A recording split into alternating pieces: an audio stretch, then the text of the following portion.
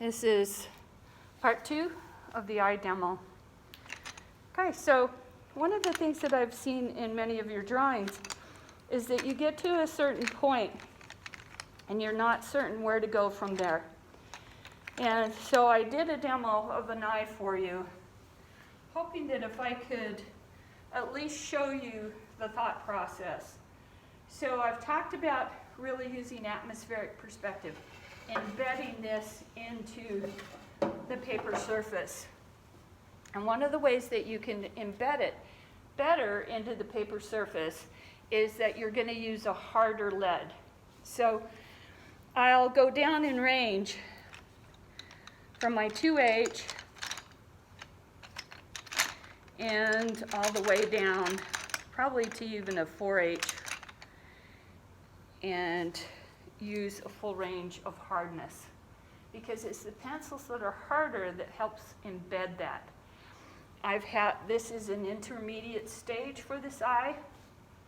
I've had a couple of times where I've used my paper towel uncompressed. And that's a big part of what we're doing, is it's the process of putting it down and then embedding it and pushing it back atmospherically. And now the same application is true. I'm going to start using my harder pencils. And my harder pencils don't really change the value. What they do is they unify and compress. My goal is constantly, when I think about this skull here, I'm thinking about how this eye sits back in this orbital cavity right here.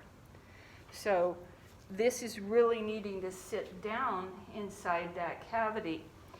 And as I've mentioned before, the ball of the eye does not just sit back vertical. It sits back at an angle like this inside that orbital cavity. So when we envision the concept for this eye, it's got to be part of the whole. And one time my husband and I, when I first started illustrating, I was using what's called a camera Lucy. And I had been trained on that in graphic design. And what I did is I took a photograph, we have some of those, by the way, here in the college. Oh, it is working.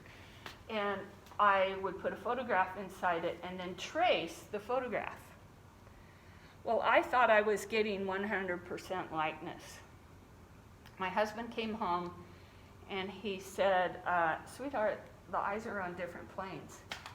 I was like, that is ridiculous. No way. That's correct. 100%. I traced it from a photograph.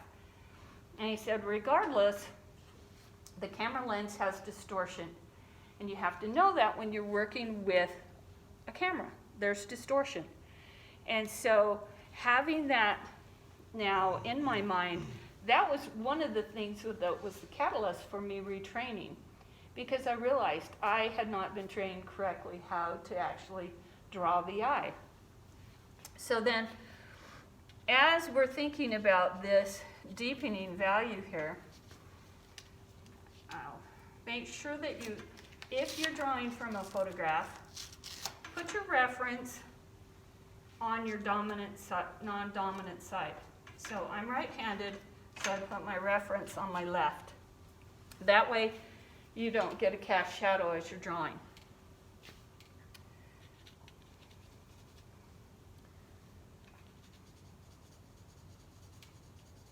So I'm thinking about how I'm turning form up over that edge.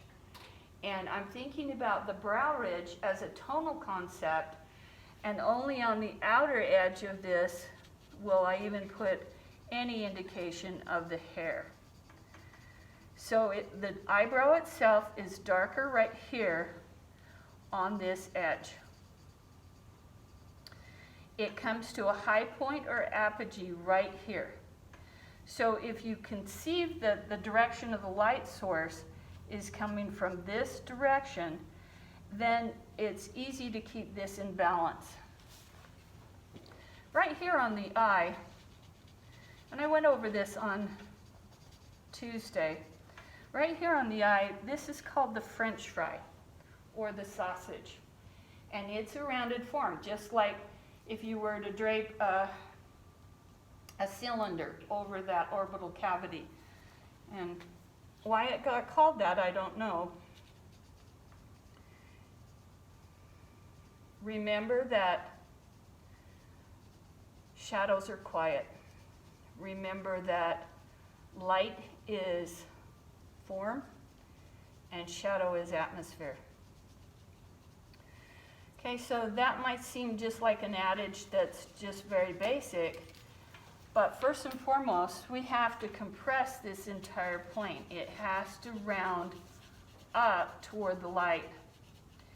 Oftentimes, Tyler, so I'm not always blocking these guys. Maybe could I have you stand somewhere right here? I think you'll see better. Adam, can you see well? I can see it. And then I can stop kind of blocking. Oh, actually works a little better.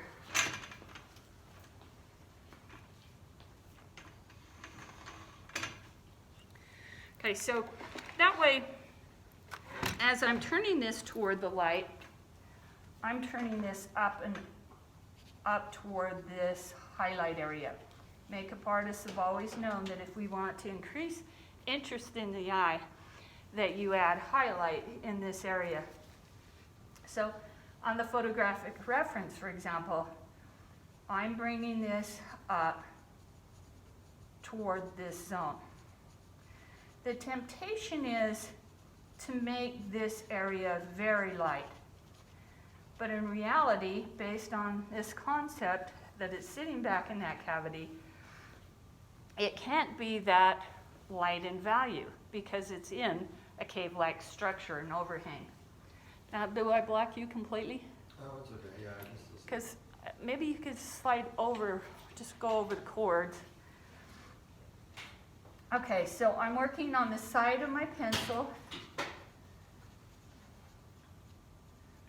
I've had a couple of you ask me, well, why do that? The answer is, if you don't, you'll get really sore tendons and it'll create some carpal tunnel for you. You don't want that. So that's going to create a repetitive stress injury. So work at the back of your pencil. Learn how to control the pencil. And what I'm doing is I'm using continuous tone, turning up toward highlight. Now I'll leave that passage because it'll take a while to continue. Now on the highlight on this upper levator, again, I encourage you to see the demo. There's two ways that I can approach adding highlight. I can actually add a highlight with white charcoal, or I can add a highlight with my kneaded eraser. I can pull out or abstract out my highlight. It's going to be, that highlight's going to be closest to the ridge of the lid because it's going back. It's turning both longitude and latitude back. I hate it when I do that. So now I want to talk a little bit about the value scale within the eye itself. So here we have, again, we know that there is a cast shadow coming up and over this area. Throughout art history, artists have often used this cast shadow as an indicator of the value of the lash. And if on a female form like this, I've indicated some of the lash, be really careful with that, or it's going to look like a spider or an amoeba. So less is more in that situation. Use tone rather than line to indicate that. And here, underneath here, I actually have a very dark value on the iris. right here. Okay, so that is the iris, is the colored portion of the eye. And notice, as this is a sphere on a sphere, so you get the sphere shape and you get the pupil, which is a sphere-like shape, in one-point perspective. But if that rotates to any degree, it becomes what? Ellipse. An ellipse. Thank you, Adam. Okay, so we get an ellipse in space. So this is going to be a darker value right here because of the overhang of this cave-like structure. Now you're going to consider the local color. The local color is the color of the iris for that model. When you're born, everyone starts out with a blue eye. And within the first year of life, eye pigment develops in that iris area. Those of you that have blue eyes, that's the color of the floor of your eye, your iris. Those of you that have brown eyes, like myself, that means you have more pigment. Hazel eyes is a combination of both, so you get a blue and a yellow combination. So, oftentimes, because you passed over a certain area, and by the way, keeping your pencil really sharp is very helpful. I'm not sure if you can see it, but right here, I have a little divot where the paper, where my pencil is ridden over that area so many times that I have to come in and do what's called glaze. So it means that I direct tone into that area because there's a trough created as your pencil is etched into the paper surface. And it's very common. It's nothing you did wrong. It's just get your pencil really sharp and add tone into that area. Okay, so the eyeball itself is a continuously wet surface because we have a tear duct here, we have sinus cavities right surrounding the eye, we have the ethmoids above the eye, and then we have our main sinus cavity here. And we want to make sure that we pay particular attention to the fact that this is a glossy surface. So the way light works on a glossy surface is very different than the way it works on a matte surface or a semi-matte surface such as the skin. The skin is semi-matte. And our light source coming from this direction, light rays are going to hit obliquely across this form. Remember that light does not bend around a form. It strikes that form obliquely. Well, what's true on a glossy surface is that it's continuously wet. Great masters throughout history. And by the way, you have to pay attention that as you're compressing this whole plane, realize that the camera has a tendency to darken values. Okay, so if you saw this eye in real life, that probably wouldn't have that dramatic a cast shadow. So you have to be willing to manipulate the light as you're working in this process. So I'm compressing this. And what I'm thinking about is I'm thinking that it's rounding both latitude and longitude. Now, right in this whole area, this is very compressed. One of the things that we want to do as an artist is we want to give clarity to what we're seeing, even if we choose to imply rather than apply a certain amount of tone. We can imply that something is there without drawing it out completely for the viewer. And that's often a fun way to allow the viewer to participate. So right here, we have this cast shadow coming up over the form. And we have to make sure that the upper lid is clearly over the infraorbital ridge. So this lower portion of this infraorbital ridge, and you can see it right here the skull, this is the infraorbital ridge right here. This is where your lower lid sits. There is absolutely no movement within that lower lid. Okay?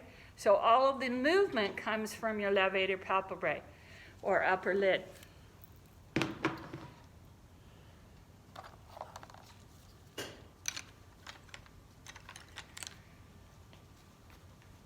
So as I am continuing, I'm sculpting this area out of that form. So I want to continuously think, how am I carving out the light? So I know in a hierarchy, the light source is coming from this direction. The highest value is going to be hitting right here, the secondary here on the highlight, and then I'm going to get highlight here, but it is not as light in value, and I'm indicating that ridge thickness.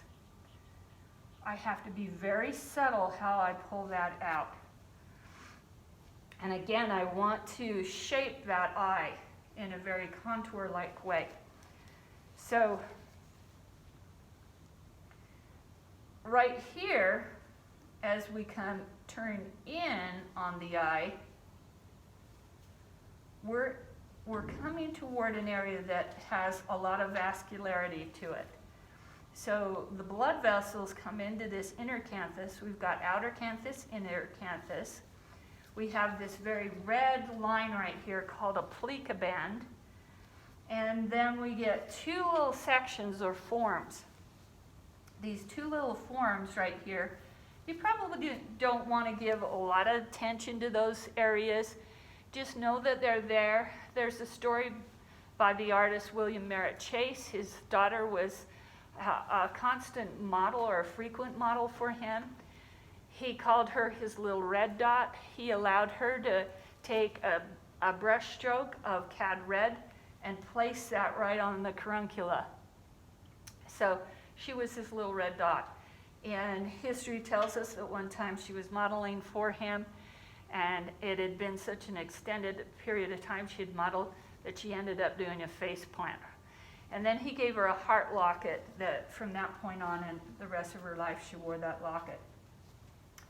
So as I continued to do this, my stroke would be very different if I was turned differently. But I'm trying to help it so that you can all see. Okay, so I'm making sure that I'm turning this form. Now, light's going to pass through this section of the eye. And as it strikes, we get a highlight right here. And I don't get too overly concerned about the highlight and getting it its lightest value until I'm really committed and mostly done with the eye, because just the mere compression and my hand going over that will smear into that highlight and dull it. But light is striking this form, and because it's a glossy surface, it has an interesting aspect to it. So light, rather than absorbing light right here, it's going to do something called refract, R-E-F-R-A-C-T. That means instead of absorbing the light and then retracting off of that surface, it is semi-translucent through that. So this area you will always see on the opposite side of the eye some refraction, meaning that it is much lighter in value over here. Now the pupil, or the center point of the eye, is an aperture or lens. So it opens and shuts. One of the things that you can use at a party the next time you're with family or friends is the pupil will enlarge or expand if someone's interested in what you're saying.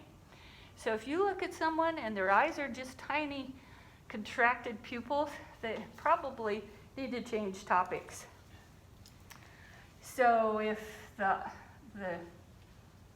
pupil is wide open, it means that they're interested. So you as an artist, you can shape this. Remember that it's always going to be an ellipse in 1 3/4 rotations, and in 1 point perspective, in profile and 3/4 rotations. In a 1 point perspective, it is a circle on a circle. So the other aspect of the eye is that for some people, the colored portion of the eye at rest, that means when you're at eye level, the actual tip of the eye touches the infraorbital ridge. However, there are individuals where the iris will sit above that, and others, even though their eye is at eye level, the iris dips below the lid. Those are all things that you need to observe that make an interest in what you're drawing. This is where the tear sac comes down in this segment. So I'm pulling that down and just sculpting this. Now, for you today, and I'm indicating, this is an area that you really need to pay attention to and do this very carefully, because the tear sac on a male figure, this can really add a lot of interest. This isn't, or character. But on a female figure, you can really age that figure. And I've mentioned to you before, Nelson Shanks was asked that question. If you see a wrinkle, do you add that wrinkle? And he said, well, I'm aware that it's there, but his comment was, I only paint billionaires. I don't paint millionaires. And so with that, he just felt like, it was to his advantage to make them look more youthful. So consider the goals of what you want to achieve.